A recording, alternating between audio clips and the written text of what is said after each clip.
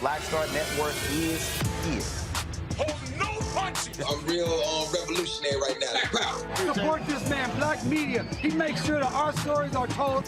Thank you for being the voice of Black America, Roland. Stay black. I love y'all. All momentum we have now, we have to keep this going. The video looks phenomenal. See, there's a difference between Black Star Network and Black-owned media and something like CNN. You can't be Black-owned media and be scared. It's time to be smart. Bring your eyeballs home. You dig?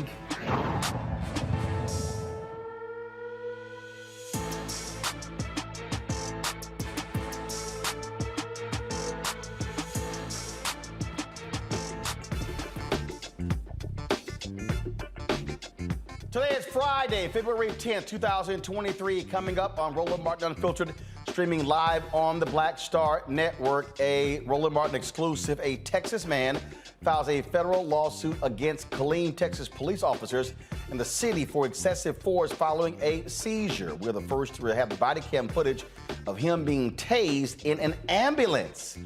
I'll talk to the man's attorney as she walks us through exactly what happened.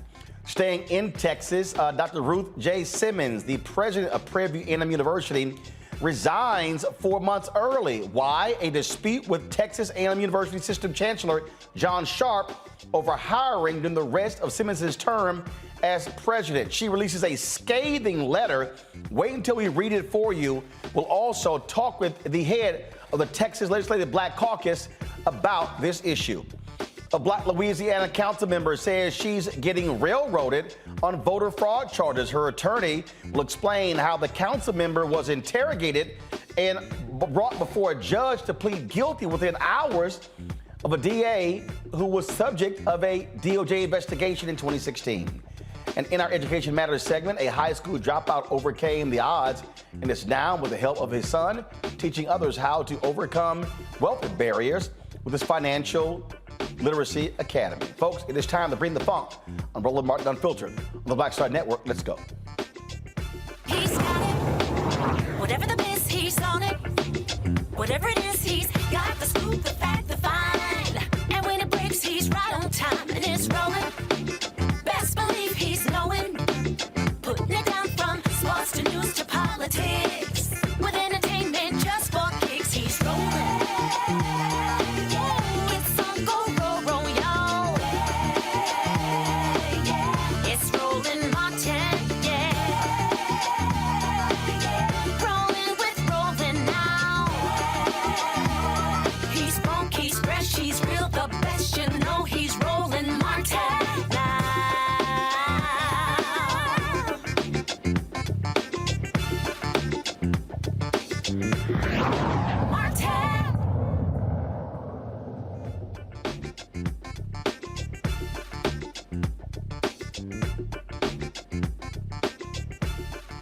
Folks, here a Roland Martin exclusive. A Texas man, folks, was tased in an ambulance after he had a seizure. He was tased by Killeen police officers. He has now filed a federal lawsuit against the 3 police officers, as well as the city, alleging that his civil rights were actually violated. Truman McCollum Jr. suffered a medical emergency at a Burger King parking lot, causing him to hit another vehicle. This took place on January 16, 2021. Now, he was not responsive when he was removed from his car. He is then taken to an ambulance. Now, this is exclusive body cam video provided to us by his attorneys, shows Truman being tased multiple times in the ambulance, and again when they moved him to the police car. Now, before we show you the video, we want to warn you because it could be triggering for you. This is the first time, again, that this has been actually shown. So let's play the video.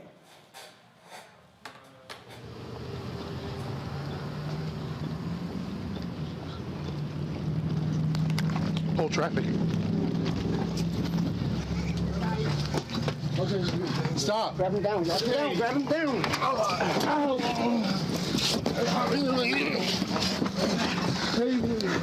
Get your taser. Get your taser. Stop. You get taser. Here we go. Stop. Let me see your hands. Turn around. Turn around. Get on your stomach. Get on your stomach. Look at Josh. Let's keep it. Stop. Stop. Stop. Oh, come on. Turn around, quick. Hey, come on, man. Face that way. Oh, man. Face that way. Okay, man. Stop. Here we go. Quit. Hold the spot. Here we go, please. Get down. Get down. Oh, man.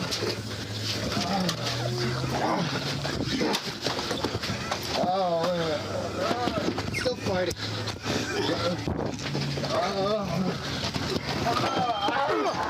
Quit! Get his arms! Quit moving! Get his arms! Get his arms! Watch that taser! Sarah, we need more units! Stop! Give me your hand. Quit!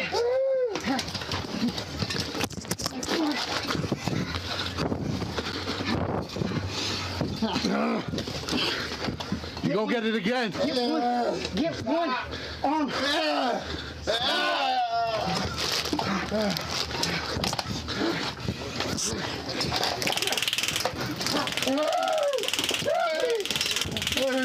Let me see your hands.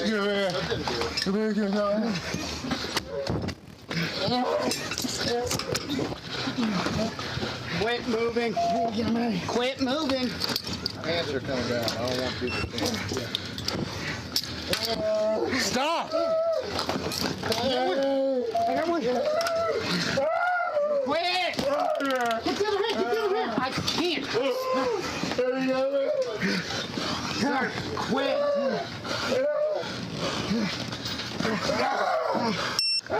Grab this one. Keep it there. Quit. Quit. Stay still. Quit. At least double cuff him. At least double cuff him.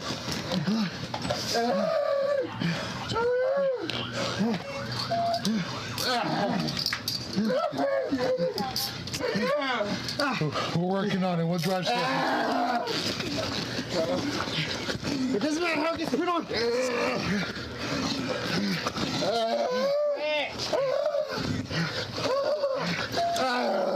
Get him, Josh. Got him. Sarah, one detained. Stop moving. One detained, but he's still uncontrollable. He's outside now. Quit. Fuck. You all okay? Yeah. Hey, calm down, man. Calm down. Calm down. That's Melinda's. Quit. Calm down. Calm down. We're inside the ambulance. All right. Chill. Breathe. It's okay, we can get him out of here. Hey, look, we're just trying to...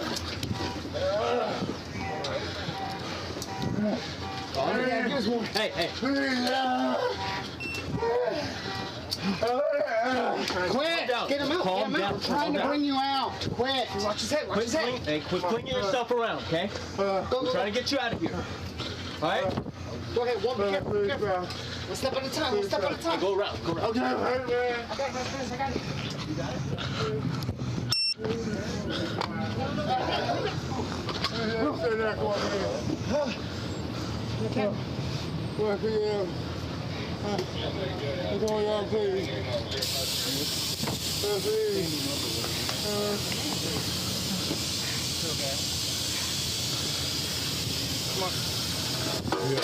Simple. Come on, man. Stand up. All right, come on. 50? Hey, you really turn it on me. Really please my hand, honey. Closest one. Closest one. Yeah, we'll get it. Hey, Tom. Hey, man, please, hey, you're definitely under the influence of something. Please, man. Oh, shit. You let me go, man. I didn't even hurt you, man. Oh, hey, man. Oh, please. Please, man. Oh, please. Oh, please. To your pocket. You out there? Yeah. Okay, man, let me go, man. Stop. Oh, shit. Okay, man. Hey, stop. Stop. Oh, man. Listen to me.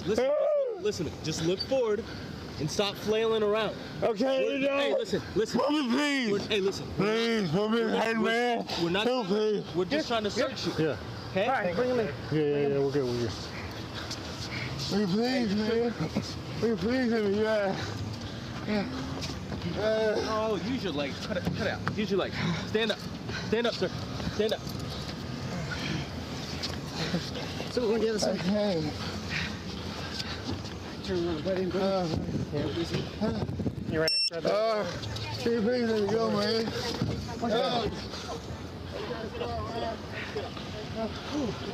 I seen you moving around in there. I was like, oh, shit.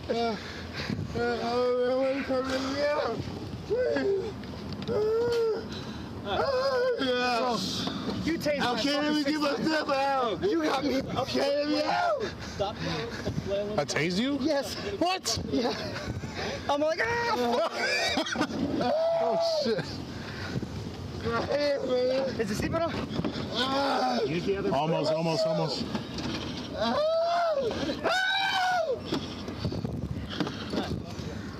So he's 95. Yeah. 34, 31, he's 95. That's me. All right.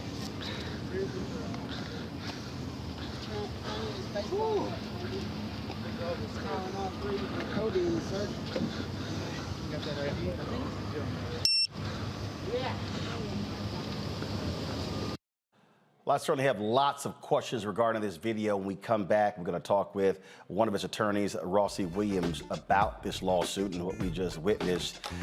Folks, we'll talk to her when we come back on Roland Martin Unfiltered, the Black Star Network. Don't forget, download the Black Star Network app, Apple phone, Android phone, Apple TV, Android TV, Roku, Amazon Fire TV, Xbox One, Samsung Smart TV.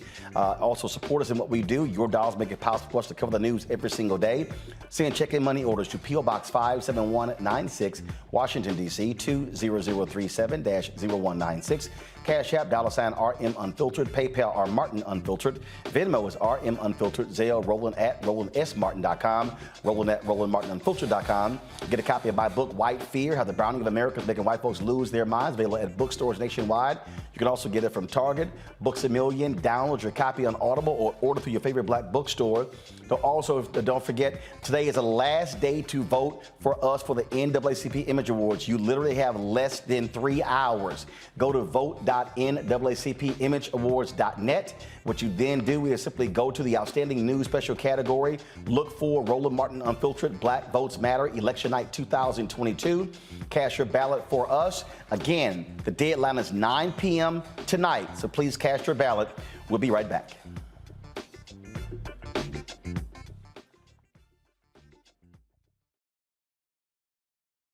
Black Star Network is here. Oh, no punches! I'm real revolutionary right now. Thank you for being the voice of Black America. All momentum we have now, we have to keep this going. The video looks phenomenal. See, there's a difference between Black Star Network and Black-owned media and something like CNN. You can't be Black-owned media and be scared. It's time to be smart. Bring your eyeballs home. You dig? 54th NAACP Image Awards is airing live on February 25th, honoring outstanding performances in film, television, theater, music, and literature. But this year, Roland Martin Unfiltered is nominated for Outstanding News or Information Series or Special. To vote, head to NAACPImageAwards.net, scroll down to Outstanding News/Information Series, select the category. You have to click on hashtag Roland Martin Unfiltered Black Votes Matter Election Night coverage. To submit your vote, you will need an email. Only one vote allowed per email. Voting ends on February 10th at 9 p.m. Vote today. When you talk about blackness and what happens in black culture, we're about covering these things that matter to us, speaking to our issues and concerns. This is a genuine people-powered movement. There's a lot of stuff that we're not getting. You get it, and you spread the word. We wish to plead our own cause. Too long have others spoken for us. We cannot tell our own story if we can't pay for it. This is about covering us. Invest in Black-owned media. Your dollars matter. We don't have to keep asking them to cover our stuff. So please support us in what we do, folks. We want to hit 2,000 people, $50 this month, raise $100,000. We're behind $100,000, so we want to hit that. Y'all money makes this possible. Checks and money orders go to P.O. Box 57196, Washington, D.C. 20037-0196. The Cash App is $RM Unfiltered. PayPal is R Martin Unfiltered. Venmo is RM Unfiltered. Zelle is Roland at RolandSMartin.com. Hi, I'm Vivian Green. Hey everybody, this is your man Fred Hammond, and you're watching Roland Martin, my man, Unfiltered.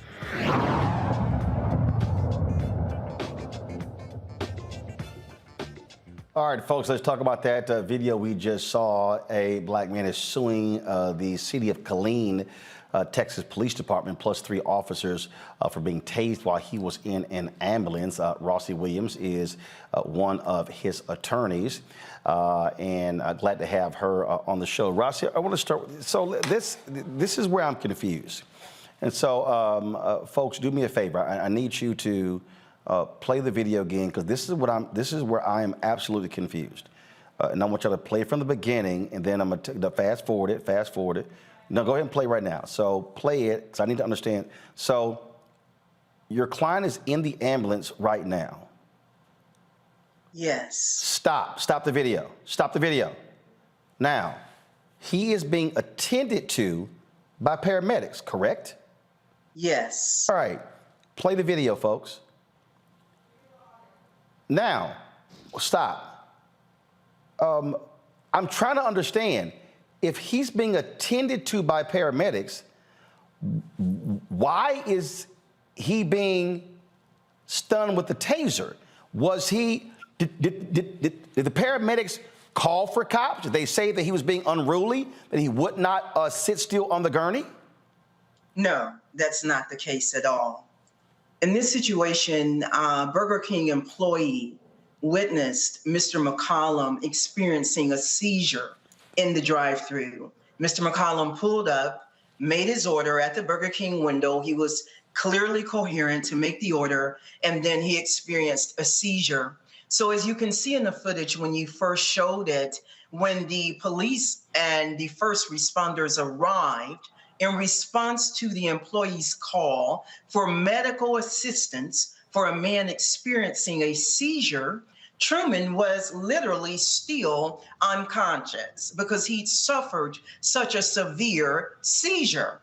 As a matter of fact, it's not even in dispute as to whether or not he was unconscious or incoherent, because even the officers themselves, throughout the body cam and later in their statements, made the statement that Truman was incoherent. He was unresponsive at that time to command or stimuli. Those are their exact words. And so there was no reason for the city of Killeen Police Department to have tased him, to have done anything to him. The first responders were there, and they'd taken him into the ambulance to receive the necessary treatment. That's why I just, again, okay, so they get a call, a medical emergency. Yes. Cops show up, ambulance shows up. Yes. He has a seizure. What the hell is the rationale for tasing somebody who has had a medical emergency and he's literally in the ambulance on the gurney being attended to by paramedics? There is none, Mr. Martin, and I do want to make sure I say it's such a privilege to be here with you on your show. I did not have that opportunity to say that, but I definitely believe in giving honor where honor is due. So there was no reason for them to do so. As a matter of fact, what I'd like for everyone who's watching or listening to do is to imagine that at the very moment right now, you are doing exactly what you are doing, and you are in your right mind, and you know what you are doing. Then you experience a seizure, which renders you unconscious. This means that the last thing you recall is whatever you are doing right now. Then you gradually begin to awaken out of the seizure. But when you awaken and you're not even fully in your right mind yet, you are not in the place where you were right now when I ask you to imagine that you experienced a seizure. So for Mr. McCollum, the last place he knew himself to be was sitting behind the wheel of his car in the drive-through lane of a Burger King in Killeen, Texas. But when he began to gradually awaken, not still yet coherent, not still yet in his right mind, what he awakened to was being strapped down inside of a container, because remember, he's on the gurney looking upward, with police, first responders, people surrounding him, and he doesn't know what happened. And as you go through the footage, one thing you will notice is that not one of them told him initially why he was there. So he is still utterly confused. And someone saying, turn over.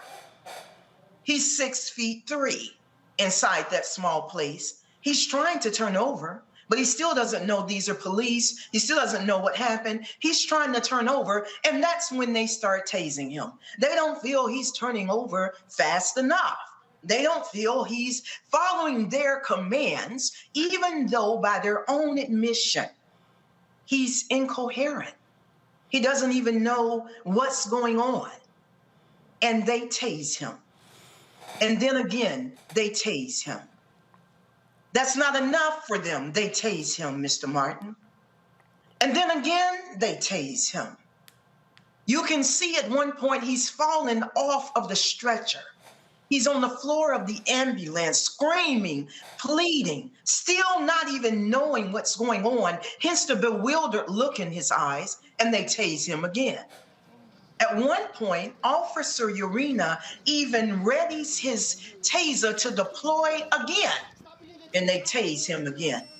In his back and all different parts of his body, they are tasing him. Right, because so if I have a seizure, I'm unconscious, then all of a sudden I'm coming to, my natural reaction is like, what in the hell is going on? Because again, I mean, in my life, I've blacked out twice. I blacked out twice.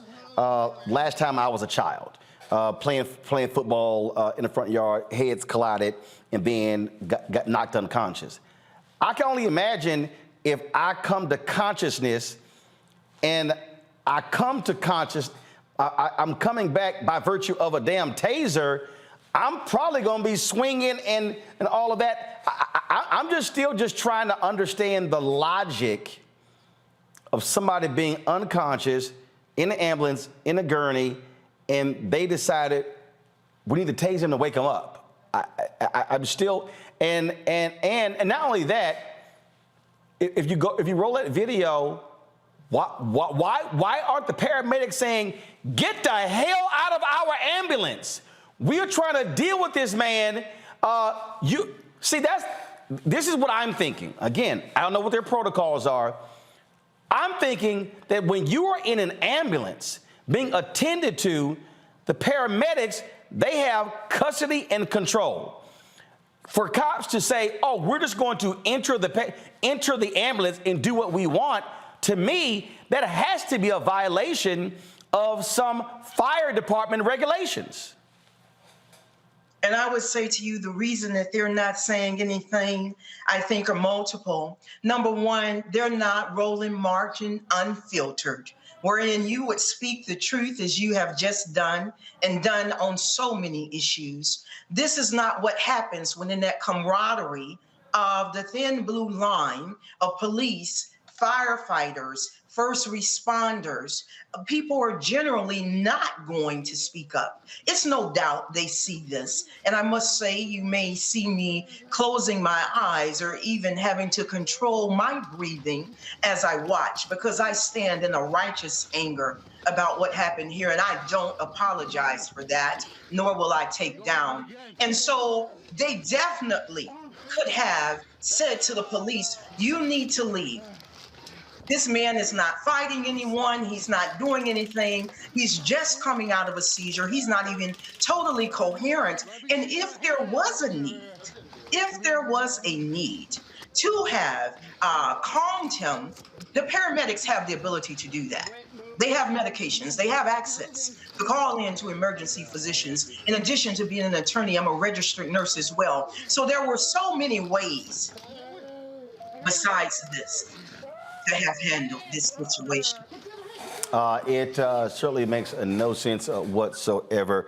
You filed a lawsuit. We certainly keep us abreast of what is next, Rossi Williams. Thank you so much. All right, folks. Thanks a lot. Folks, hold tight 1 second. We come back. We'll talk to our panel about this story, plus other news of the day. You're watching Roland Martin Unfiltered right here on the Black Star Network. Folks, again, you don't have much time. Go to the go to vote.naacpawards.net. Vote for us to win the Outstanding News Special for the Image Award. It's vote.naacpawards.net. Scroll down to the Outstanding News category. Then select Roland Martin Unfiltered, Black Votes Matter, Election Night 2022. And then, of course, one email per vote. You have until 9 p.m. Eastern, so that means you have 2.5 hours, 2 hours and 33 minutes exact, to cast a ballot. So please support us in doing that so we can bring this home. So go to vote.naacpawards.net. If you're watching on YouTube, hit that like button, folks. Let's hit 1,000 likes in the first 30 minutes of the show. We shouldn't have to wait for the whole show. If you're on Facebook, hit share. Same thing if you're on the Black Star Network app as well. And then don't forget, you can watch us on Amazon News as well. If you're on Amazon Fire Stick, click Amazon News, and you can check our 24-hour streaming channel. So please check us out. We'll be right back. On a next, A Balanced Life with me, Dr. Jackie, a relationship that we have to have. We're often afraid of it and don't like to talk about it. That's right, we're talking about our relationship with money. And here's the thing, our relationship with money oftentimes determines whether we have it or not. The truth is you cannot change what you will not acknowledge. Balancing your relationship with your pocketbook. That's next on A Balanced Life with me, Dr. Jackie, here at Black Star Network. We're all impacted by the culture, whether we know it or not. From politics to music and entertainment, it's a huge part of our lives, and we're going to talk about it every day right here on The Culture with me, Faraji Muhammad, only on the Black Star Network. Next on the Black Table with me, Greg Carr. An hour of living history with Dr. Richard Mariba Kelsey, thinker, builder, author, and one of the most important and impactful elders in the African American community. He reflects on his full and rich life and shares his incomparable wisdom about our past, present, and future. African genius is saying that my uncle was a genius, my brother was a genius, my neighbor was a genius. I think we ought to drill that in ourselves and move ahead rather than believing that I got it. That's next on The Black Table, here on the Black Star Network. Carl Payne pretended to be Roland Martin. Holla! Hi, I'm Chaley Rose, and you're watching Roland Martin Unfiltered.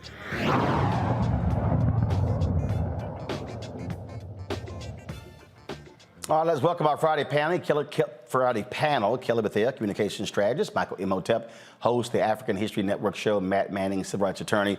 Matt, you're one of the attorneys on this case, and again, I'm just completely at a loss to understand the logic of a phone call being made, them saying the man is unconscious. It's a medical emergency. Cops come, paramedics come. The man gets put into an ambulance.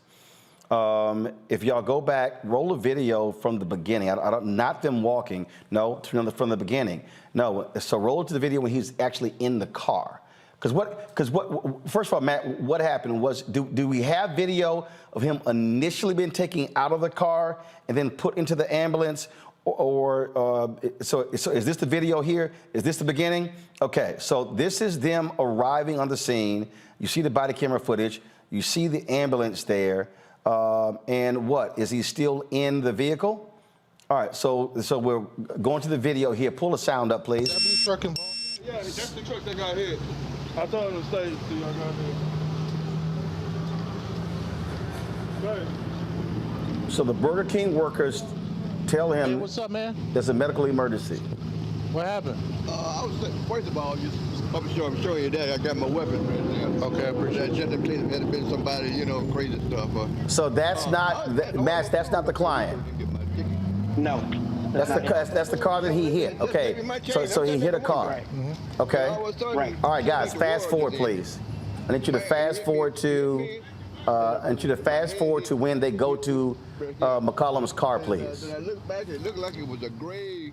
All right, so fast forward to when they go to McCollum's car, and I just want to see. Come on, guys, fast forward. Thank you. All right, so here we go. They are approaching his car. I saw him just drive off. And so we see him in the car. If he looks up, let's see. So we see that airbags are deployed. You see he's not moving in the car. So you can tell the man's unconscious. Head is back. So put us in. Keep the video. I'm gonna talk to Matt. So pull the audio down, please, so I can talk to Matt. So Matt, here's what's crazy. He's clearly unconscious. So if they take him out of the car and put him in the ambulance, what is the logic to just all of a sudden say, let's go tase him? There's no logic whatsoever. And I think you hit the nail on the head earlier. This is a situation where the paramedics are in charge, right? Because they're administering medical care per the calls that they got, all of which were... Yeah, so right now, we literally see them lifting him out of the car, placing him on the gurney, strapping him in, and then, guys, let it keep rolling because, I want to see, I'm about to hit the stopwatch because I just want to look at time. So stopwatch is on. So I want to see time that expires from when they go from here to, so he's sitting up. I can't tell if he's conscious or not. No, he looked like he's still unconscious. Yeah, he is at this point. And, the thing that's especially strange with this, Roland, is that not only were the paramedics treating him, but anyone who has basic understanding of what happens after you experience a seizure understands that there's a period of time during which the person is kind of reconstituting themselves, right? Getting their bearings. So to tase him at this juncture makes literally no sense, particularly because it's obvious that he's out of it. He's unconscious. And you keep asking what the logic is. There is no logic here. What this is trigger happy cops, frankly. I mean, absolutely. I mean, Kelly, watching this, I mean, it goes to show you what African Americans have to deal with. I mean, this is a very clear and undeniable medical emergency. And to go from an medical emergency to somehow this guy is a massive threat, so therefore they have to stun him, is unbelievable. You're absolutely right. I pause because it is so angering to me to see yet another video like this. We have seen so many. I've been on your show for almost 4 years now, and it's at least once a month that we see a video where a Black person is being pretty much terrorized and or tortured by cops who do not understand that not only Black lives matter, but Black people are human, period. There's no reason why you see an unconscious Black man and still see him as a threat to your profession and to your life, such that you need to tase him while he's not doing anything to you, because he literally cannot do anything. Who is, and Matt can probably talk about this, but did the tase, he was tased 6 times, from what you just said, did that not worsen his condition? Who's to say what the lasting effects of this will be? Why would you tase somebody who already went through a seizure, who is still, technically speaking, going through the seizure until he is medically diagnosed as being out of it?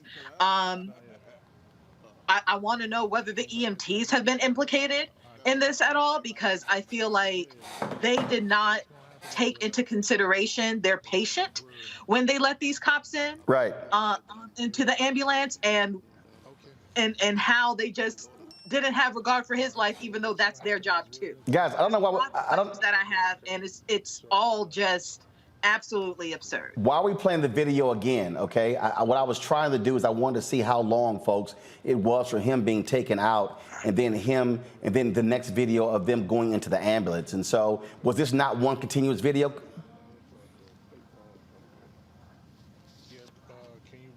Okay, but so what? They went back to the guy's truck, got his information.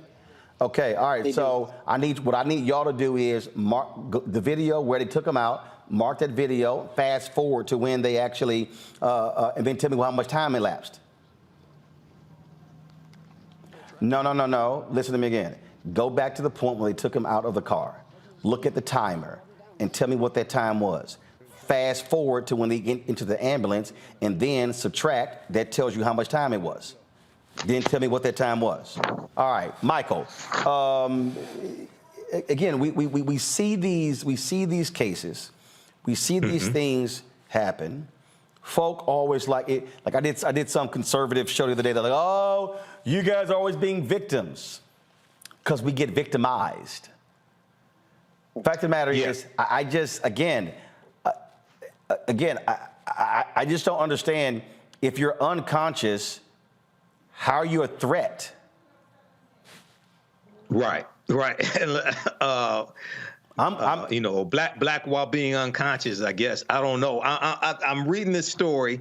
I saw the interview with the attorney, brilliant sister. I'm listening to Matt, and I'm trying to figure out something. So I think, Matt, the article from kdhnews.com, I think they quoted you. One of the things that one of the attorneys, I think it was you, Matt, that mentioned that the police officers would try, at least a couple of the police officers were trying to make up a charge after they already tased Mr. McCollum multiple times. We have that. I wanted more information about that, Matt. And then also I was trying to figure out at what point did they first start tasing him? And have you gotten any explanation from the police department or anything like that behind this? No, Michael, great questions, and I'll answer all of them. The first thing I'll tell you is, ironically, I got the city's motion to dismiss as I was waiting for the show today. So they just finally filed into the case. Yeah, literally probably half an hour ago, because, they probably know that we're preparing to do further media there in Killeen on Monday. But the first question that you asked, Michael, is that's actually one of the worst parts of this case, and it comes near the end of the video. But near the end of the video, the sergeant who comes on is actually a Black woman. and she's talking to two of the officers who are involved, and she says almost verbatim, "What do we have him on? Now that he's gone, once he's left the scene, what do we have him on? Because we got called out here for a medical charge, right? So what do we have him on?" So then the officers start talking for probably 3 minutes plus about what they're going to charge him with. And they're trying to determine, should we charge him with resisting arrest? Should we charge him with, another offense, DWI? And one of the officers who's been sued as well says you can't charge him for resisting because you can't say that he was coherent enough to recognize you were the police. Oh, wow. So they themselves recognized he wasn't coherent. And that's in the video. That's not us reaching out. That's in the video. So on the video, you hear them discussing this, but here's the other deal. You haven't determined what happened to him. Right. So again, if you're the cops, because this actually happened, this was 3 years ago. I'm in D.C., and I'm on the freeway, and there's this guy, and he is driving he's weaving in traffic. It's all traffic, and he is driving along the median. And what happened was he literally starts ramming into other cars, and he's scraping like 10, 20 cars. And I'm like, what the hell is going on? What happened the next day? The next day, I see on the news, there was a medical emergency. I think he was either suffering a heart attack, a stroke, or same thing, a seizure. And this guy was driving. And so I went, oh, that explains what I actually saw. So if you're a cop and you arrive there, you haven't run a breathalyzer, so you can't say he was drunk. You don't have any toxicology report. You can't say he was high. The man is unconscious. So you probably gotta wait till the paramedics ascertain, first of all, stabilize him. First of all, let's get him awake, stabilize him, run tests to then understand what was going on, and that will determine what it was like, they were like, yo, can we find a reason to tag his ass? They were. And if I can add a few things that are particularly important for your analysis, Roland, a couple things. So they're telling me it was 3 minutes and 30 seconds from him being taken out of the ambulance to the point where they started tasing him. 3.5 minutes. So the paramedics only had 3.5 minutes with this guy, and he's still unconscious. Go ahead. And what you see is the first officer, Urena, who was doing the actual tasing, you see him enter the ambulance, but you don't see my client in any way being combative, attacking anybody, doing anything that would Guys, roll a video back. Roll a video back to see him enter. Go ahead, Matt. You don't see anything at all that justifies any use of force, let alone something as high on the spectrum of force as a tasing, number one. But beyond that, they did, in fact, charge him with criminal offenses, and they, didn't do that right. I'm going to handle his criminal defense. And, that's going to be voracious because they didn't do their job correctly under Texas law. So here, right here, Matt, hit play, guys. This is the cops. Turn the audio up, please. Whole traffic. Okay, stop. Grab him down. Grab him down. All right, so you hear something about stop. Have you ascertained anything that the paramedics were yelling for the guys? Turn the audio down. Well, the paramedics were yelling for the cops. Hey, we need your help.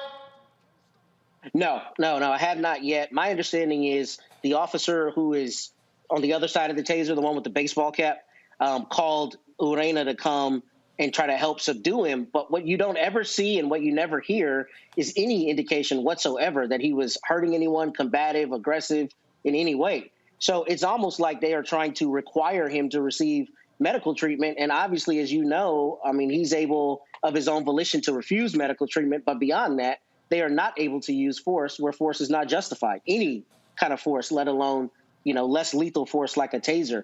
But not only did they tase him in the ambulance, Roland, they also tased him in the car.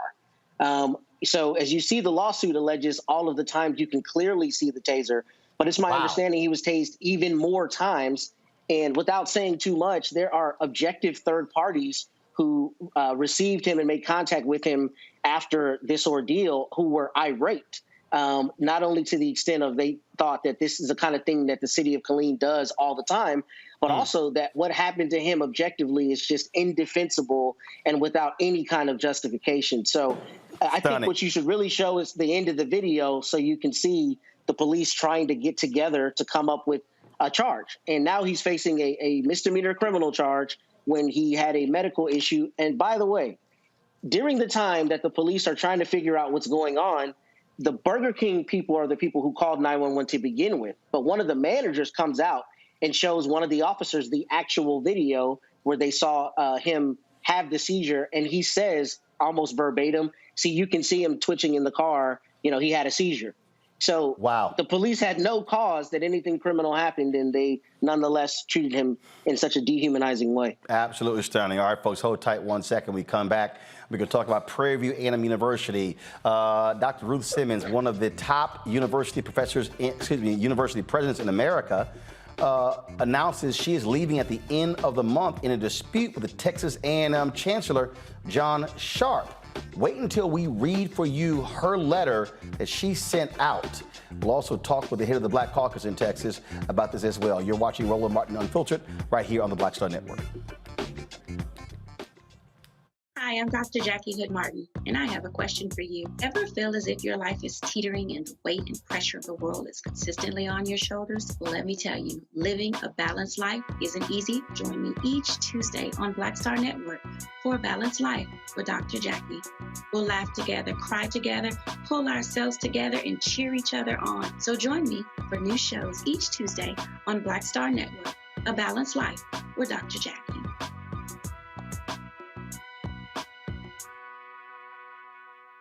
54th NAACP Image Awards is airing live on February 25th, honoring outstanding performances in film, television, theater, music, and literature. But this year, Roland Martin Unfiltered is nominated for Outstanding News or Information Series or Special.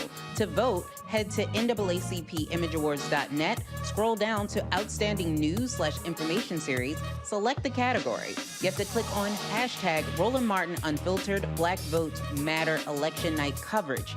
To submit your vote, you will need an email. Only one vote allowed per email. Voting ends on February 10th at 9 p.m. Vote today. Black Star Network is here. Oh, no punch! I'm real revolutionary right now. Thank you for being the voice of Black America. All momentum we have now, we have to keep this going. The video looks phenomenal. See, there's a difference between Black Star Network and black-owned media and something like CNN. You can't be black-owned media and be scared. It's time to be smart. Bring your eyeballs home. You dig? Hi, I'm Teresa Griffin. Hi, my name is LaToya Luckett, and you're watching Roland Martin Unfiltered.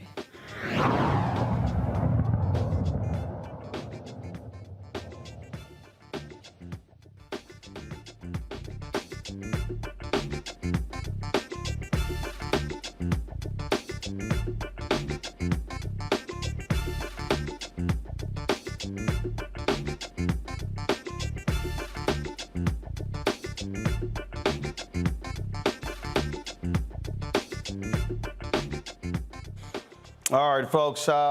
Today I got this letter that was made public from Dr. Ruth Simmons. She is the president of Prairie View A&M University, one of the most esteemed university presidents in America. She was the president, of course, of 2 Ivy League colleges.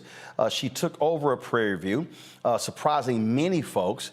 And she really brought a lot there, the amount of resources, the level of professionalism. I mean, you name it, everyone from students, faculty, staff, alumni had talked about the amazing job that she has done. One of the things that Dr. Simmons talked about is she wanted, and she spoke at an HBCU conference where she wanted, she expressed how she wanted HBCUs to properly make the transition from one president to the next in terms of how you leave and how you actually provide for a university. And so she announced last year that she was stepping down.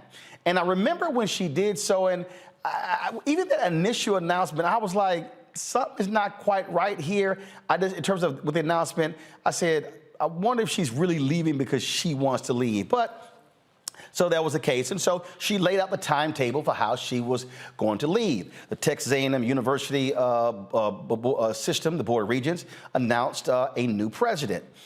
She was going to be leaving at the end of May. Well, today she released a letter saying that she would be leaving at the end of February. Pull up the graphic, please, and I want you to listen to what Dr. Simmons says. She said, to the Prairie View A&M University community, it is with great sadness that I write to inform you that I will leave my position as president of Prairie View A&M University at the end of February. No one is more surprised than I by this premature end to my tenure. Indeed, I had counted on working assiduously to assure the success of my successor by completing in full and as ably as I can my responsibilities as president. However, I was informed recently that I could only continue as president with limited presidential authority. My immediate response was that I could not and would not agree to being president in name only. No enduring good can arise from subservice to low standards and expectations. Having been through 2 previous presidential transitions at leading institutions, I'm aware of how such an important moment in the life of a university must be conducted, with utmost attention to continuing the work unfailingly and with the highest standards. When I agreed almost 6 years ago to become president of Prairie View, I promised that I would be all in from the moment I commenced my role until the moment I stepped down. I believe that promise to be inviolable. I cannot now become a leader accepting lowered expectations. I will continue to speak out for high standards and just decisions on behalf of the university and other HBCUs. I will support the efforts of faculty, staff, and students who seek the best for themselves and their university. We must not be held hostage to how others choose to see us or treat us, but instead continue to chart our own path, demonstrating the pride, commitment, and integrity that defines us. I now say to you all what I have said to graduating students in years past. Work hard to achieve at the highest level, be strong in your convictions, insist on being treated with the fairness you deserve, and continue always to seek justice. With immense gratitude for your support and friendship, Ruth J. Simmons. Now, John Sharp, who is the chancellor of the Texas A&M University system, he released his own statement in response to her letter. Please pull that up. This is what he said. He said, when presidents in the Texas A&M University system announce they are leaving, they cannot hire senior staff or deans except on an interim basis so that the new president can choose the leadership team he or she will be working with during their term. This decade-long policy applies to all of our presidents. It should be noted that we afforded the same courtesy to Dr. Simmons when George Wright announced his retirement as president of Prairie View A&M University. We simply believe new presidents should be able to choose their top staff. As an example, Mike Young announced his retirement over a year before he left Texas A&M University, and he could not hire a dean or top staff except on an interim basis. That allowed the new president, Kathy Banks, to fill those slots. I informed Dr. Simmons that we will not make exceptions to this policy, and she chose to resign. I am sorry she chose this path, but I am forever grateful for her service at Prairie View A&M University and look forward to even greater things in the future. Dr. Tamika LeGrand will assume her duties as president on June 1st, as previously planned. That is Chancellor John Sharp. Joining us right now is Representative Jarvis Johnson. He, is, of course, leads the Texas Black Caucus there. Representative Johnson, glad to have you. So, Dr. Ruth Simmons is no joke. This is not a woman who suffers lapses of judgment, if you will. This is a woman who served as the president of Brown University, Ivy League University, for 11 years. She also later became the president of Smith College, called one of the Seven Sisters, the largest women's college in the United States. And so she is one of the top leaders. Is John Sharp trying to convince me that she's saying, I need to do what my predecessor couldn't do, what other presidents couldn't do? Is there something else going on here? But of course, this is dog whistling for what they always do. They have the greatest president And by the way, thank you, Roland, for always doing what you do. And I want to make something clear. I'm on the executive board of the Texas Legislative Black Caucus as the treasurer, so I want to make sure that I'm clear about that. But you're the former chair, so I got you. Okay, go ahead. But when you look at what Dr. Simmons has been to not only Prairie View A&M, but to universities across this country, she's done a phenomenal job. And when you have someone with this pedigree and with this background, you let her go out on her own terms. And the fact that even today, this is not a day that has or a moment or time that has passed her by. She is still viable. She is still bringing tens of millions of dollars to the university. She is still raising the academic standards at Prairie View to be told, hey, thank you for your time, move on. While all the while she has said she wanted to make sure that the next president that comes in, that there is a smooth transition so that they understand, that they don't lose the progress that was made. I guess this is what, and again, look, I know John Sharp. I'm a Texas A&M graduate. I called him. He didn't call me back. I sent word from several other people for him to call me because I need to understand this. I simply cannot believe that Dr. Ruth Simmons would say, I need to do what my predecessor couldn't do. I need to do what other university folks couldn't do. I'm not buying that. If knowing who she is, and look, I was just with her in November. November 14th was my birthday. I flew to Houston. She had a dinner in honor of Chris Tucker, and it was a great dinner.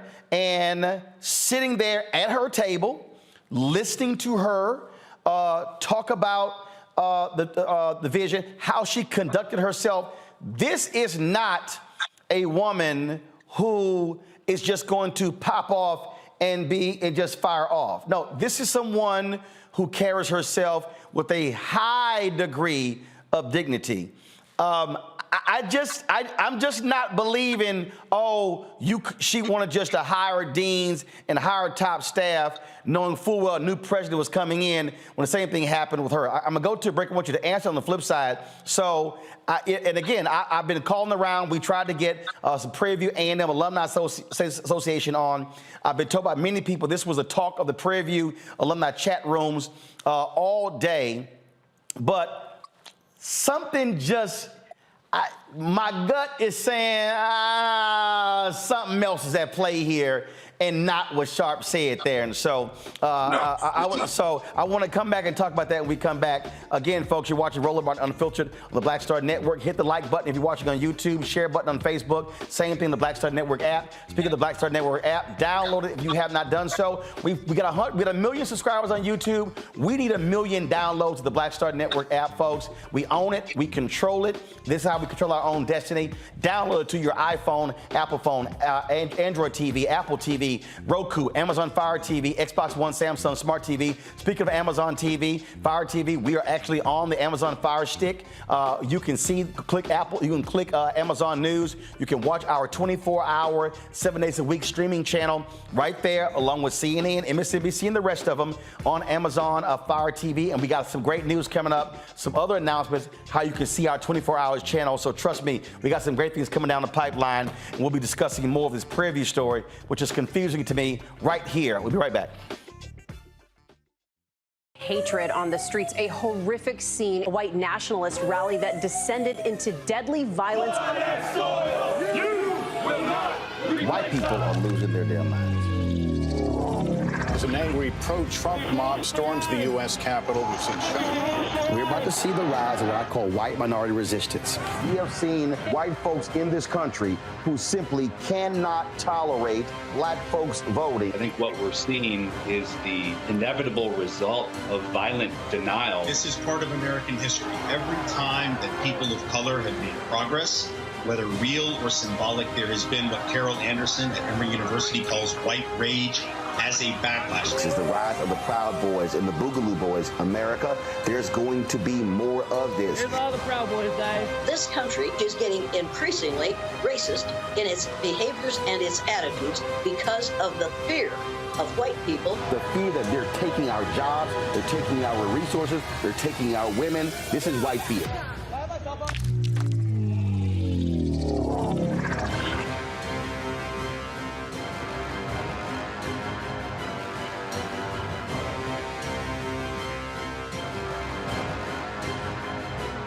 Pull up a chair, take your seat at the Black Table with me, Dr. Greg Carr, here on the Black Star Network. Every week, we'll take a deeper dive into the world we're living in. Join the conversation only on the Black Star Network. We're all impacted by the culture, whether we know it or not. From politics to music and entertainment, it's a huge part of our lives, and we're going to talk about it every day right here on The Culture with me, Faraji Muhammad, only on the Black Star Network.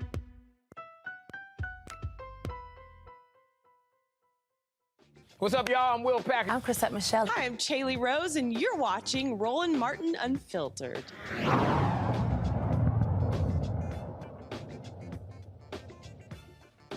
All right, welcome back. We're talking about Prairie View A&M University President Dr. Ruth Simmons stepping down at the end of the month.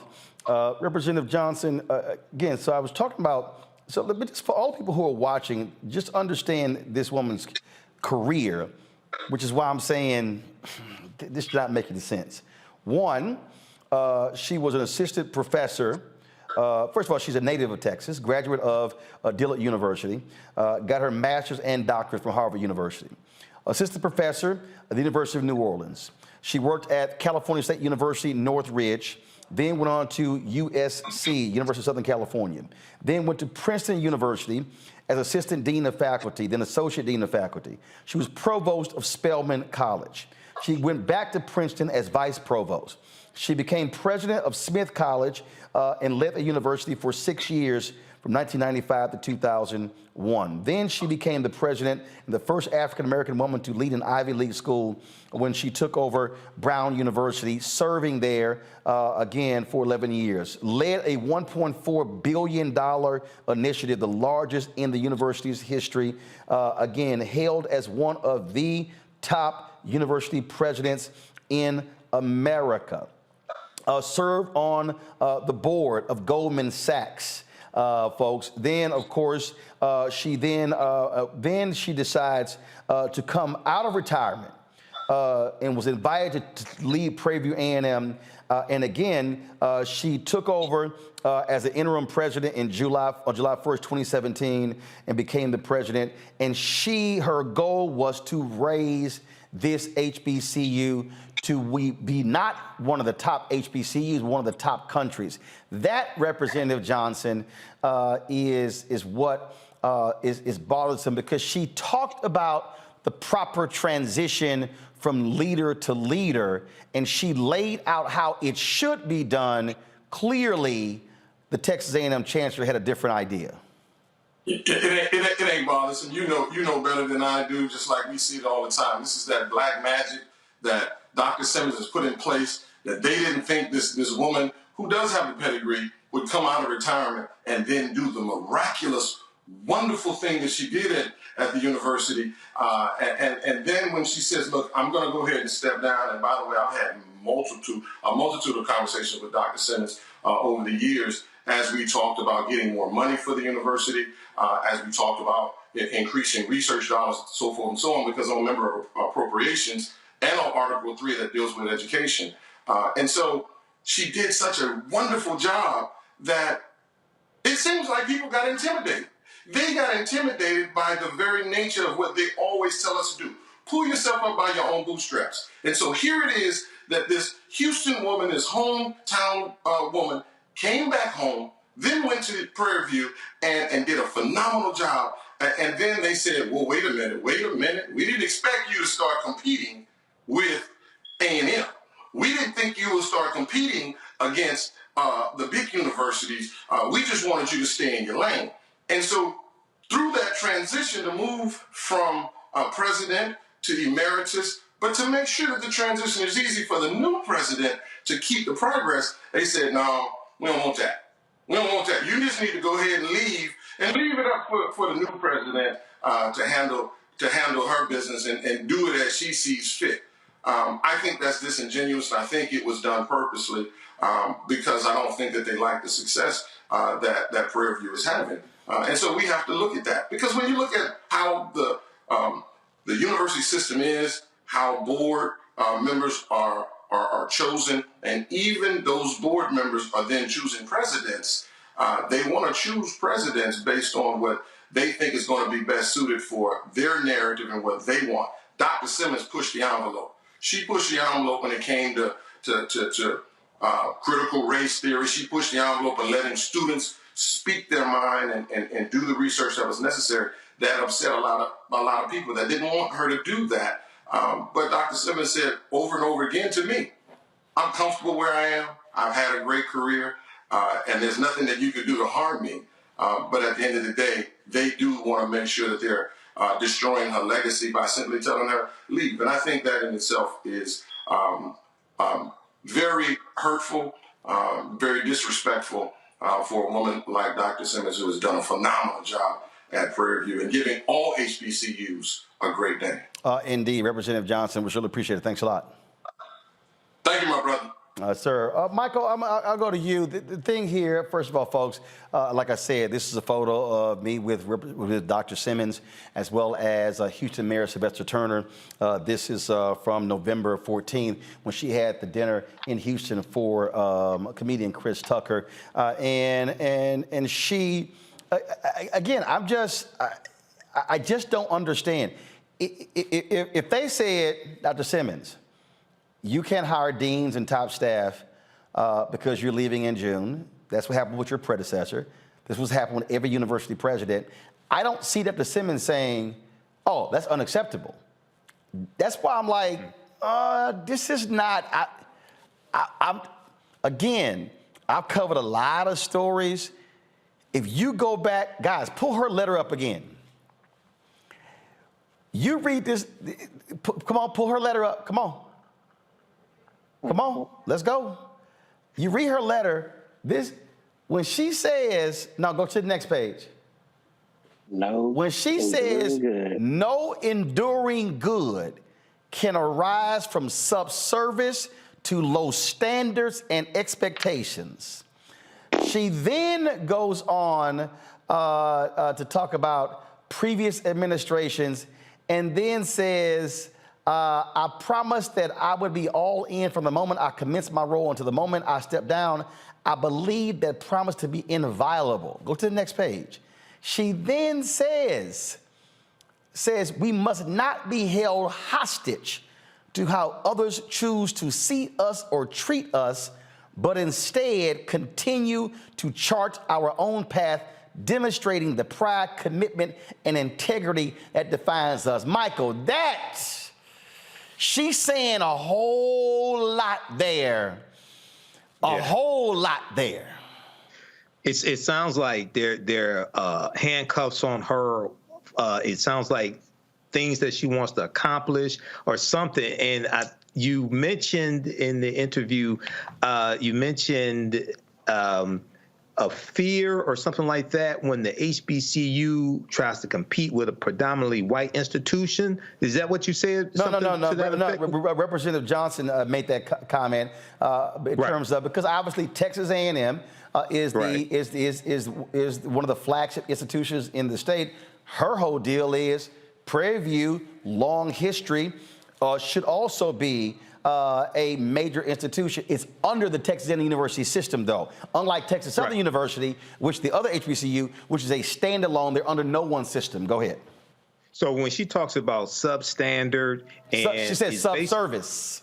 So subservice, and then it sounds like she's saying that because of the structure or the restrictions that are being put on her, she can't fulfill the promises that she made of being able to take Prairie View to the next level. And I know that sometimes when you have a HBCU that can become a rival to taking students away from a predominantly white institution in the same state, that can ruffle a lot of feathers. And sometimes those feathers are on the board of directors of that very HBCU. Because all skin folk are not our kinfolk.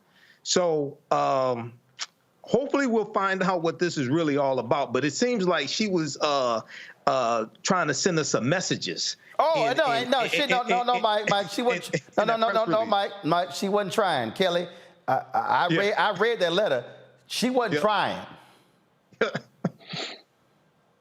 No, I thought you were going to say something else. But no, you're like, I was just like, ooh, this is a kind of letter where it's like, if you're going to go out, this is definitely like the framework or the blueprint for whoever's coming in next to have a glimpse as to what she had to endure. But what I wanted to point out beyond the very thinly veiled racism that is, we don't want Prairie View to be better than anything else that is white in Texas. Like you said in your entire presentation of her, this is a very accomplished Black woman. And I could not help but think of the many incredibly accomplished Black women that I have seen endure something similar, in that you are invited in by white leadership, you are praised for what you have done in the past, and they're so excited about it. And then basically the end result being, we don't like you anymore, you're doing too much, you gotta go. And it immediately made me think of this chart that I saw at least a year or so ago, basically the pathway for women of color in the white workplace, where it's, the honeymoon phase, and then the reality where the Black woman actually sees what's wrong with the organization, and she tries to, come up with solutions within the structure that she's been given, and things like that. But at the end of the day, they don't want all that. At the end of the day, she was really just tokenized and wanted on a pedestal. Matt, again, if people were at that dinner and if they saw how she spoke and how she carried herself, this is a woman who is accustomed to being in rarefied air, who is accustomed to being among the elite of the elite. She don't play. No, and I'll say the only better breakup record is Frankie Beverly and Mays, Before I Let Go. But look, that line, no enduring good, is beautiful, because it shows you, first, the colonialism essentially in academia that still exists when an HBCU is, to use her words, subservient to a larger university. I mean, the idea that a president is there but ultimately cannot be fully in charge of the entity is the real problem, because even if what Sharp is saying is true, the question becomes, why is the president divested of her ability to, until she's gone, choose whom she thinks is best to lead the university forward?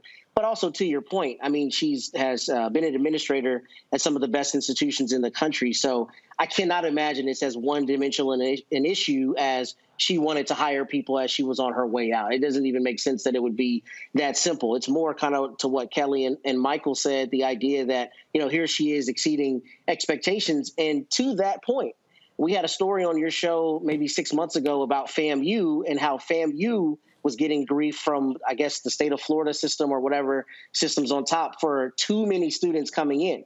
So they had a financial issue there, kind of to Michael's point, the idea that Tennessee State.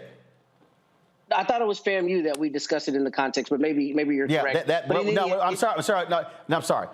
North Carolina A&T got fined because they had more students came in over the state cap. Go ahead.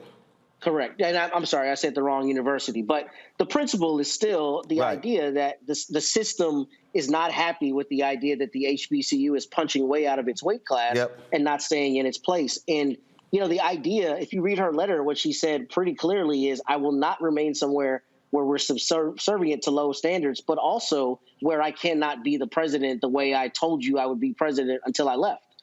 So the idea that she's divested of her ability to choose really calls into question why that structure still exists in a system this way, and whether the same structure is being, enforced as it relates to those who are leading PWIs. Pull up her letter again real quick. Go to the next page. Okay, got it. Okay, first of all, folk, I need y'all to properly read the letter because you made a mistake in her letter. She did not say subservice. Thank you for getting text message. Go to my iPad, please. She said subservience. So that was a screw up on our part. Please don't do that again, folks. Quote it right. Subservience is what she said. And subservience, folks, is defined as willingness to obey others unquestioningly, or the condition of being less important than something else. So what she actually wrote was, no enduring good can arise from subservience to low standards and expectations. So, yeah, she was saying a whole lot in that letter. I got to go to a break. We'll be right back. And again, we reached out to for Chancellor John Sharp to come on. He has not called me back. We did call Prairie View A&M University. Dr. Simmons was not doing any interviews. We also reached out to the Prairie View A&M Alumni Association, and they made no one available as well. So hopefully we'll get more information to figure out really what's happening there at PV. You're watching Roland Martin Unfiltered on the Black Star Network. Black Star Network is here. I'm real revolutionary right now. Thank you for being the voice of Black America. All momentum we have now, we have to keep this going. The video looks phenomenal. See, there's a difference between Black Star Network and black-owned media and something like CNN. You can't be black-owned media and be scared. It's time to be smart. Bring your eyeballs home. You dig? The 54th NAACP Image Awards is airing live on February 25th, honoring outstanding performances in film, television, theater, music, and literature. But this year, Roland Martin Unfiltered is nominated for Outstanding News or Information Series or Special. To vote, head to NAACPImageAwards.net, scroll down to Outstanding News/Information Series, select the category. You have to click on hashtag Roland Martin Unfiltered Black Votes Matter Election Night Coverage. To submit your vote, you will need an email. Only one vote allowed per email. Voting ends on February 10th at 9 p.m. Vote today. Hi, I'm Vivian Green. Hey everybody, this is your man Fred Hammond, and you're watching Roland Martin, my man, Unfiltered.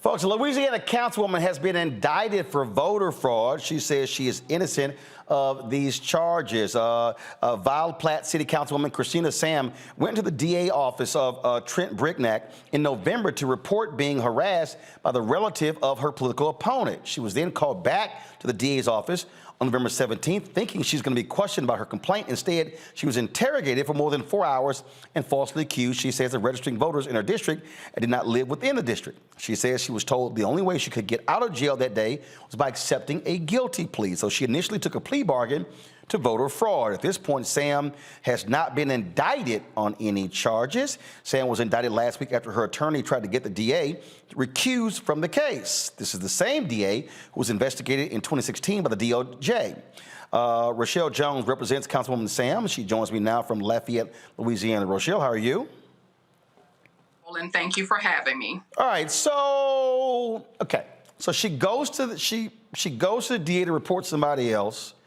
Then they call her back 3 days later, interrogates her, and then nothing happens.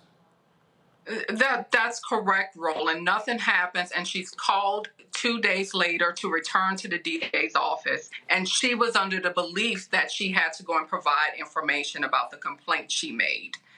Instead, when she arrived to the DA's office, she was locked in a room for more than 4 hours with the district attorney, Trent Brignac, and his office investigator, and interrogated. She was not allowed to leave, and she was told unless she pled guilty to the crime that day and resigned her seat from the city council, she would be arrested and sent to jail. So that's what happened for more than 4 hours. My client describes her experience with the district attorney as being tormented by him. During his 4 hours, she even had to use the restroom, and he followed her to the restroom and waited outside the door while she used the restroom so that she would not leave.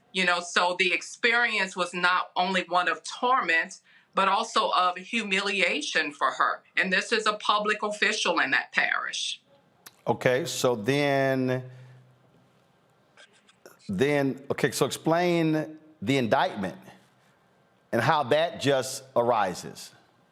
So we filed a motion to recuse the district attorney back in December of 2022, and the judge set it for a hearing on February 6th. So literally 5 days before the judge sets a hearing to recuse the district attorney, he summons a secret, out of the blue grand jury proceeding and obtains an indictment. But Roland, as the saying goes, a grand jury can indict a ham sandwich. The district attorney's office has sole control over a grand jury proceedings. We are not allowed to present evidence or witnesses or dispute any of the charges. That is the secret proceedings of a district attorney's office. And so we go from you need to plead to all of a sudden now she's indicted. Yes, and Roland, I have to go back to the November 17th date. So in a span of 4 hours, she's interrogated, forced to plead guilty to a crime that she did not commit, by the way. She's brought before a judge after 5:30 p.m. when everyone has left the courthouse. And the district attorney asked the judge to take up her plea. He also, before that, approaches multiple public defenders and begs them to go on the public court record and act as if they have been this lady's attorney so that the plea deal could look legitimate. All of the public defenders refused to sign the plea form or participate in the proceeding. One of the public defenders even said that the district attorney became visibly angry with him because he refused to stand in on the court record as her attorney. And the district attorney did not tell him my client was a public official and that she was being charged with voter fraud. So what's next? What's next, Roland, is that the judge, the local judge in Evangeline Parish had denied our motion to recuse the district attorney. And so we have now filed the appropriate paperwork for the Louisiana Third Circuit Court of Appeals to review his decision. It is clear that this district attorney has a personal interest in this case. He treated my client differently. He rushed a felony criminal proceeding through the court process in a matter of 5 to 6 hours. I promise you, Roland, that Vladimir Putin in Russia allows his criminal defendants more time and more time to process a criminal case in Russia than what happened to my client in Evangeline Parish on November 17th. So we are awaiting the Court of Appeals decision on to recuse this district attorney in this case. And we are hopeful and confident that the law is on our side and he will be recused because of his very personal prosecution of my client. All right, then, Rochelle, we surely appreciate it. Thanks a bunch. Let us know exactly what happens. Thank you, Roland. I'll keep you updated. All right, thanks a lot. You know, folks, it's crazy when you see these different things here.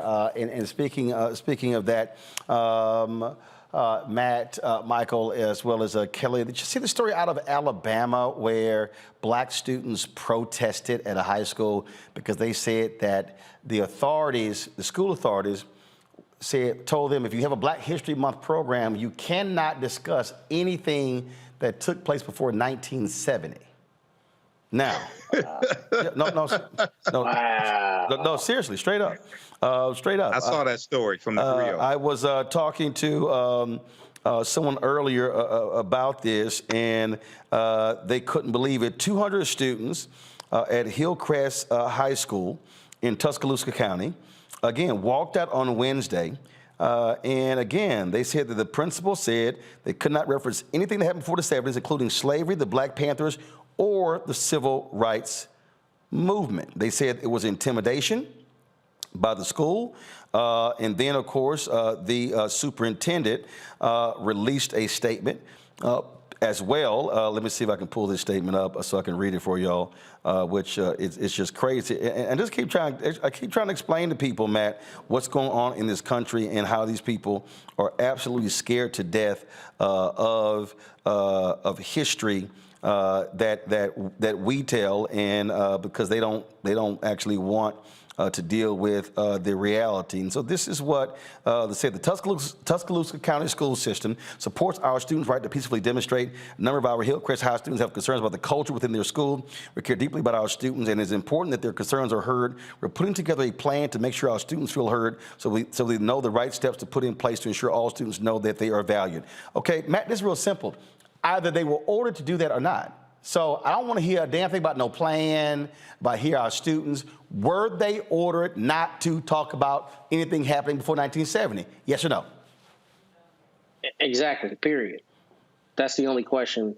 And the thing that doesn't make any sense to me at all about this situation is, it seems like school boards and educational entities are just getting so brazen. I mean, what's the point of a history class if you're not going to teach history?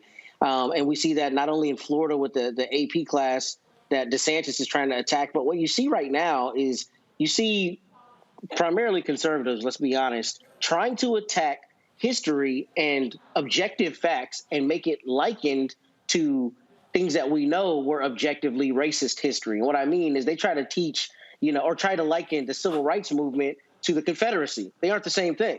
So the idea that students would be ordered not to discuss anything at a program before 1970 is absurd, because we're still dealing with racial issues today.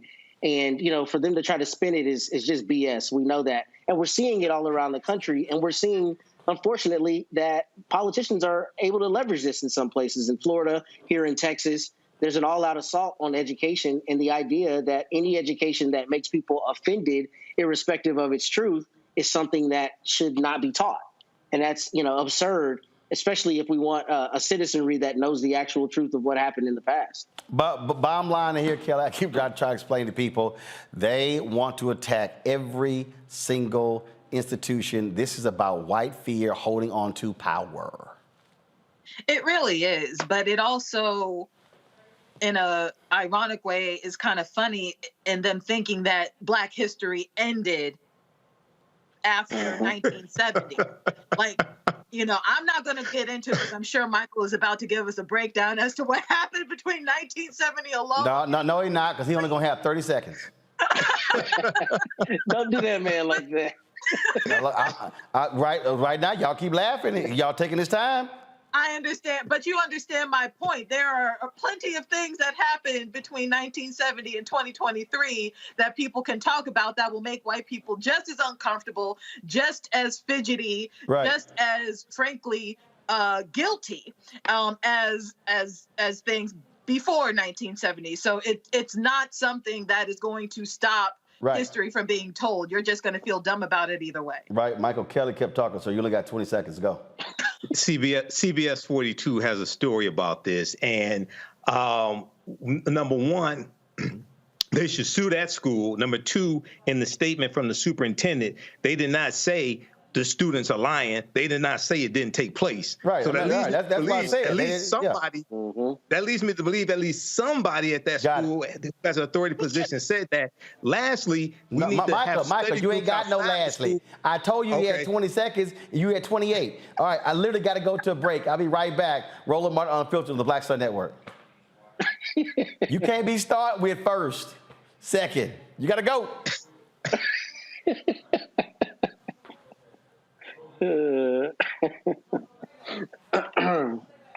Shows that Doc, why'd you hit it? I said as black men, and then they paint these monolithic portraits of us. They think that they're being painted by white people, and I got to tell you, there are a whole bunch of black folk that are the creators, the head writers, the directors of all of these shows, and that are still painting us as monoliths. The people don't really want to have this conversation. No, they don't.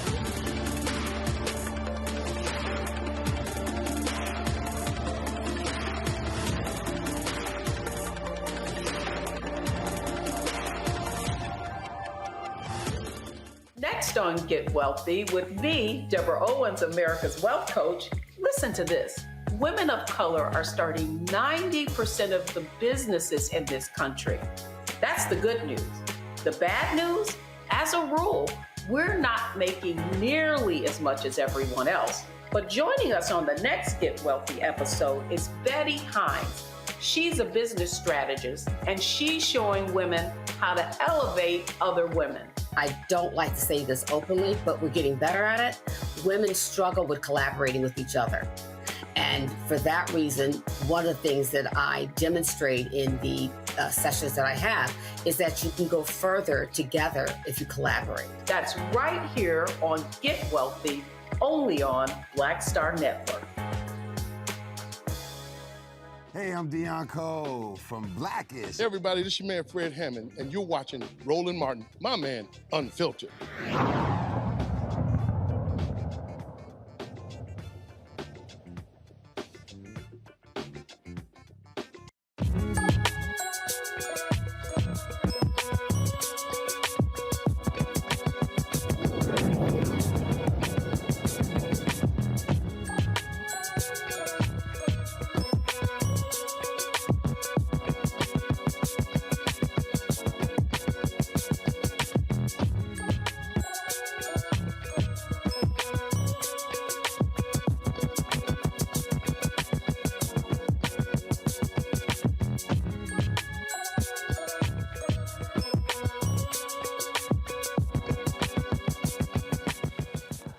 All right, folks, we talk a lot on our show about the importance of wealth creation, understanding financial literacy, and being able to take advantage of the opportunities. My next guest was a high school dropout and father who launched the Financial Literacy Academy when he was 18-year-old son, Timothy. Brandon Williams has overcome a whole lot. He found solutions to wealth barriers and created several business ventures. Brandon and Timothy, they are founders of the CEO Financial Literacy Academy.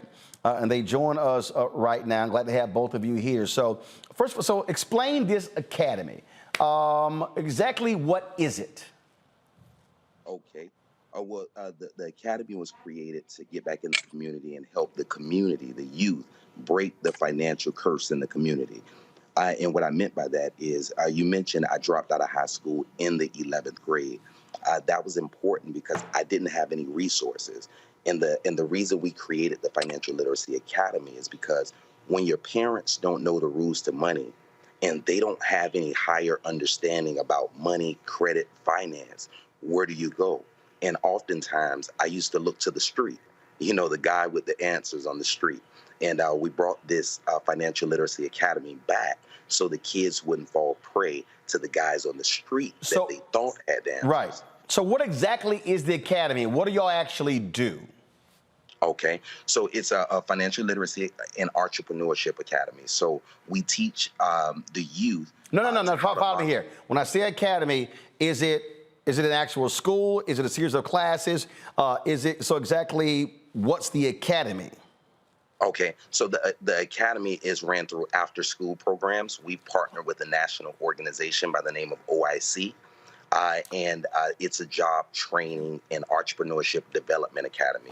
So we partner with about 5 schools, and we're in these schools in the after-school programs teaching the entrepreneurship component as well as the financial literacy. How many schools? Finance. How many schools? We're in 5 schools right now. 3 of them that are active. Where? Carroll City, in Miami-Dade County, in Miami, Florida. Gotcha. And so how many students are you actually teaching? We have about 85 students right now in the classes. And that's not including the other 2 high schools that will come on mid-year. Gotcha. Questions for my panel. Michael, you're first.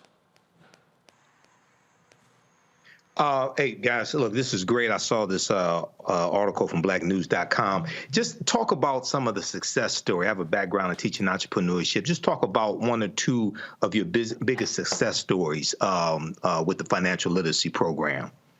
Okay. Well, I think my biggest success story was with my son. He was like the model student to it all. I mean, coming out of the background and not having the knowledge, it was like a dark road for me. So for him, everything I had learned from my experience of working in banking at a local credit union here by the name of Space Coast Credit Union, I was a loan officer there. So I got a chance to ask people of different backgrounds, different races, and people of all different financial classes. I used to get the chance to pick their brain and see what they were doing differently than my mom and dad. So the things that I picked up that they were doing that my mom and dad didn't know to do, I started with my son, which was looking outside of regular 9 to 5 to earn income. And that found us into entrepreneurship. So I started working with my son at the age of 16. We started building him a business around his gifts, his talents of what he wanted to do at that time. And we started to work on the business credit as well as his personal credit by getting him added as an authorized user to a few of our credit cards. So when he graduated high school, he graduated with a 700 credit score, ready to approach the world the right way. Right. Excellent. Excellent. Great job. Kelly. Hi. Well, you kind of answered a little bit of my question in exactly how did you learn yourself, but out of what you learned that you now bestow upon your other students, what is outside of entrepreneurship, of course, what is the best piece of advice or singular advice that you received that you still teach to others? Okay.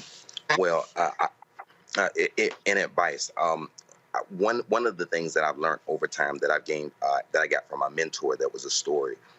And I always lead with my students with this story because in my house it was similar. So they gave me the story about the flies in a jar. And they pretty much said the flies in a jar. When the flies had kids, they did this experiment for a whole generation. The flies had a lid on the jar. So over time, once they took the lid off, the flies never attempted to fly above the lid. And even when those flies had kids, the kids never attempted to raise above the bar, the imaginary ceiling that was there when their parents were younger. So I always, the piece of advice I go into giving the kids that I teach, that oftentimes if something that you want is not visible in your home, you always have to know how to seek the resources to allow you to raise your lid so you can achieve more. So that's one piece of advice I lead with, and that's what our Financial Literacy Academy was all about, helping these kids raise the lid of what they may or may not see at home. Timothy, go ahead and share your thoughts. Is Timothy there? Can you hear me? I can hear you now for some reason. Go ahead. Just talk your thoughts about the academy. Oh, for sure. Could you reiterate the question? Yeah, just share your thoughts about the academy and its importance. Oh, for sure. From young, my father put into me the importance of entrepreneurship. So, when I was in high school, around the 9th grade, I started selling candy and chips and different things. And at that point, I was making around $1,500 a month just going to school, back and forth to school. So I would even if I sold out every day, but if I didn't sell out on my 20-minute walk from school to home, I would sell out the rest because of all of the traffic. So just the importance of entrepreneurship, and now teaching that to other kids in the school system is gonna, make society better overall. All right then, Kelly, your question. I asked my question. I'm sorry, Matt. So my question is just this. This is a brilliant program. Thank you for having it. Do you have a particular part of the program that discusses investing? And the reason I ask is because in our community in particular, I find that people are afraid of investment and afraid of the stock market. Do you have a component that helps people familiarize themselves with it? Yes, sir. And that's such a great question. One of the things that when I was actually working with Timothy, two of the things he did from the moment he turned 18, one of them, he got his 215 license, which is his life, health, and annuities. So he's a financial planner. He helps people understand the rules of money. And he also got his security guard license, where at 18, he carries he's an armed guard, making about $25 an hour starting directly out of high school, in addition to his entrepreneurial pursuits. So those things in the financial area, Timothy and I do seminars all the time, teaching people how to properly grow, protect, and save their money. And when we say, like you said, many people in our community are afraid of investments. And that's a part of going past that lid that we talked about. So oftentimes we're always in our community teaching people how to protect what matters most. So I'm a real estate broker by trade. I have my real estate broker's license. Timothy has his financial service license. So in the real estate arena, we oftentimes see our people lose their property, oftentimes without wills, without trust, without anything that maintains all of the hard sweat equity that they put in over time. So in the community, we work with people in the community, not only to get them licensed, insured, health insurance, life insurance, mortgage protection. And if you ever heard of that concept of becoming your own bank, Timothy and I teach that concept through what they call the whole life infinite banking strategy. And we teach how that is a viable option for people in our community that may have never heard of how to make proper investments to protect their life. All right, then. If folks want to get more information and looking to do something like that in their city, where should they go? Yes, they can go to breakingthefinancialcurse.com. Also, they can follow us on Pastor Finance in Instagram. And they can also give us our main hotline a call at 305-849-2035. And our and Timothy's number direct that handles everything else is 954-558-6587. All right, then. Well, look, we certainly appreciate it. Thank you so very much for joining us, and good luck. Thank you, sir. Thank you for having us, man. It's a pleasure. Thank you for having us. All right, I appreciate it. Thanks a bunch. Hey, folks, check this story out. A white woman who called to have her HVAC service called the cops on the black technician who arrived to do the job. Alonzo Harmon shared this video to his TikTok profile titled, "Here's a sample of what life is like being a black man in America." Watch this. I have never, ever dealt with a customer like this. She is on the phone with 911 right now. Look at her.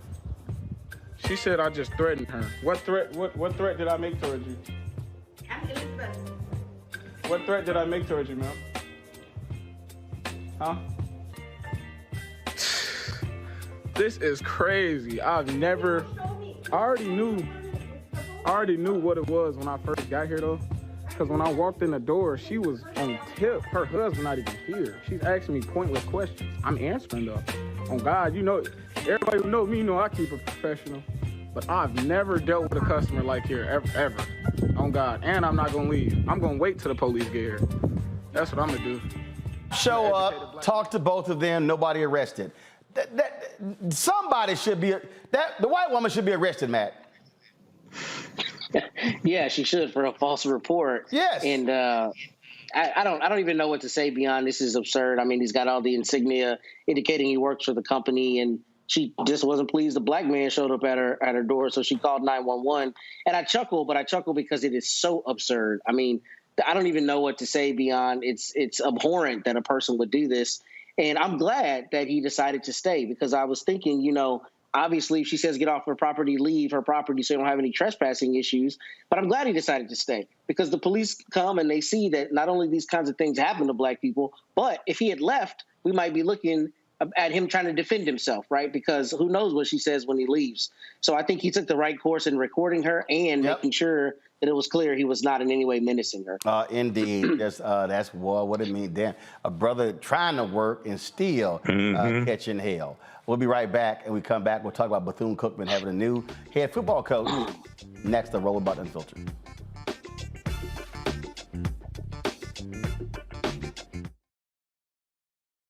On a next, A Balanced Life with me, Dr. Jackie, a relationship that we have to have. We're often afraid of it and don't like to talk about it. That's right, we're talking about our relationship with money. And here's the thing, our relationship with money oftentimes determines whether we have it or not. The truth is you cannot change what you will not acknowledge. Balancing your relationship with your pocketbook. That's next on A Balanced Life with me, Dr. Jackie, here at Black Star Network.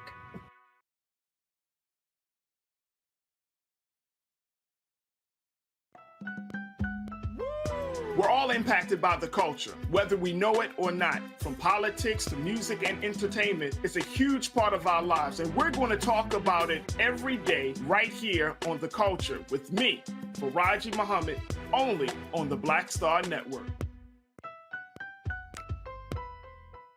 Next on the Black Table with me, Greg Carr.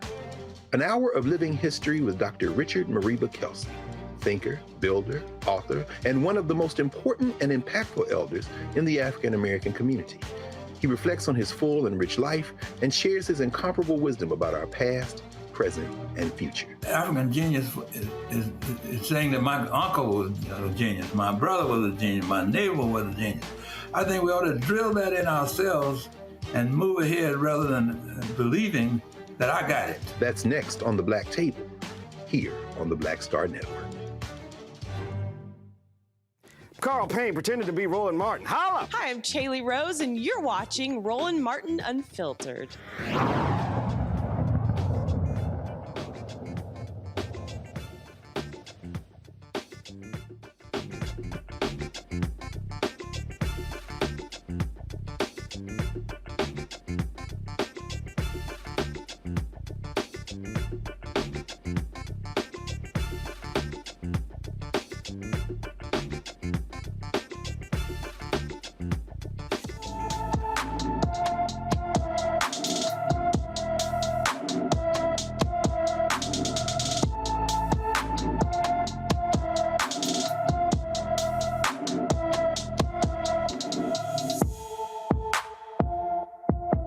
James Zacoli has been missing from Casa Grande, Arizona since January 29th. The 15-year-old is 5 feet 9 inches tall, weighs 161 pounds, with black hair and brown eyes.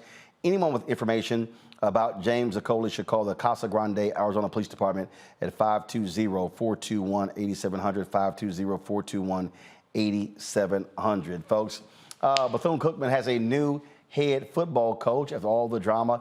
Well, they announced they were going to hire Ed Reed, but then, of course, they rescinded the hiring of Ed Reed. Now, on Wednesday, they announced Raymond Woody Jr. as their new head coach. As many of you know, I played football here at Bethune-Cookman in the early 90s and graduated in 1996 as an academic and football All-American. During college, I met my wonderful wife, Stephanie, of 23 years here. We have 3 amazing kids. Ray the third, which is he's at Cal Berkeley, just graduated. And Alana, my daughter, she's a freshman at University of Central Florida. And then Caden Woody, who's he's an 8th grader. He decided to stay home and play in his basketball championship game. It feels so good to be home. I want to start by thanking President Dr. Drake and Athletic Director Reggie Thiz and the rest of the BCU administration for this opportunity. Over the years, I have held numerous coaching positions from the high school level to Division I institutions under Willie Taggart and have established amazing relationships throughout the state and across the country. As the next head football coach, I will have a strong focus on creating a winning culture, the academic, personal, and professional development of our players, recruiting the best and brightest from the state of Florida and from around the country, and enhancing our engagement with you all and the members of our university community.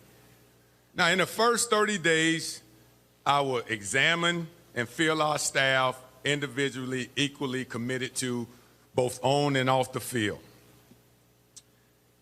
Then I will meet with all the players individually and get an opportunity to know a little bit more about them as well as them knowing a little bit more about me. Next, team up with the athletics department, including academic, student development, marketing, facilities, and all departments that support us. We will discuss how we can collaborate to strengthen our football program and partnerships. Also, partner with the university community, including senior stakeholders, donors, boosters, alumni, the student body, and the university faculty and staff. I recognize that those relationships are vitally important. To achieve our program goals, our university community will play a pivotal role. You are the backbone of our program. All right, folks, Woody has worked at Florida Atlantic University, Florida State University, University of Oregon, and the University of South Florida. And so congratulations on that, and hopefully he can turn that program around. They have not been very good the last few seasons. All right, folks. Super Bowl is this weekend. It's the Kansas City Chiefs versus the Philadelphia Eagles. So let's go down the line. I'll start with you, Matt. Who you got on Sunday? I hate the Eagles. I'm a Cowboys fan, so I hate the Eagles. But I honestly want Jalen Hurts to win, so I want Jalen Hurts to win. That's my vote. Wow, you're a trash-ass Cowboys fan. I should have known. See, now that you done talked about, oh, Lord have mercy. Just, ugh. Yeah, matter of fact, I now want the Eagles to win just as y'all can have more pain. Kelly. I mean, considering that most of my friends are Eagles fans, I'm just rooting for everybody black. Yeah. Kansas City got a black quarterback. Like I said, rooting for everybody black. There's a whole bunch of black players on Kansas City team. So you got to pick, Kelly. Everybody black. That is somebody. Yep, I said what I said. That's that bullshit. Michael. I am wearing green. So, Michael. So, Roland, I haven't watched the NFL game since Colin Kaepernick left the league in 2017. You ain't watched I don't watch the Super Bowl. You ain't watched the NFL I'm not game. watching the You ain't watched the NFL game because y'all got an amateur football team in Detroit. Oh, man. And that doesn't help, but that wouldn't call. If they were winning, I still wouldn't watch the NFL. I'm not watching the halftime show. And exactly what I predicted back in 2019 when the NFL co-opted Jay-Z is exactly what's going to happen this Sunday. Remember, at first Jay-Z told the top acts, don't perform for the Super Bowl because of Colin Kaepernick's protest. I said when they co-opted Jay-Z, that was to go do a backdoor to Colin Kaepernick to go get the top acts, and who they have performing? Rihanna. I was correct. I would not be watching That's again. who I'm rooting for. I'm rooting for Rihanna. Is she performing against somebody? She's at the game. I'm rooting for Rihanna. Oh, my goodness. All right, y'all. First of all, I think the Eagles are going to win. They got a much stronger defense. Patrick Mahomes has a high ankle sprain. He's not going to be as mobile as he wants to be. So I have the Eagles winning the Super Bowl. And unlike Stephen A., I love Beyonce. I love Rihanna. I think Rihanna's going to put on a great show. And so looking forward to that. Probably will. Folks, I got to go. Tomorrow, I'm going to be in Virginia Beach. Looking forward to speaking tomorrow. Give me 1 second real quick. I'm going to be giving the keynote speech at the Chesapeake Pearls Foundation. And so looking forward to that. And then, of course, I will not be here on Monday because I will be speaking live at Claflin University at 6 p.m. Eastern. And so Robert Patillo is going to be hosting. Do this here. Make sure that punk-ass Deontay is not a guest on Monday's show. Deontay Johnson, that's right. He needs to go to see a dentist before he comes back. After we knocked his teeth out last time with his craziness. But he's probably somewhere in witness protection with Philip. J. Philip Clay. Philip somewhere in Plainfield, because you know damn well he ain't nobody in Indianapolis ever seen Philip. Nobody. Nobody. But we put his ass in witness protection, y'all. He done protected his tweets, his Instagram posts. That boy done move out of the country. All right, y'all. That's it. Again, Claflin, I'll see y'all on Monday. AK's in Virginia Beach. I'll see y'all tomorrow. I'm flying out literally in 2.5 hours. And so I got to go. Y'all know how we do it. We end the show. Michael, Kelly, Matt, I appreciate it. Cowboys, hashtag hate Cowboys. Deal with it, Matt. I got to go. Holla!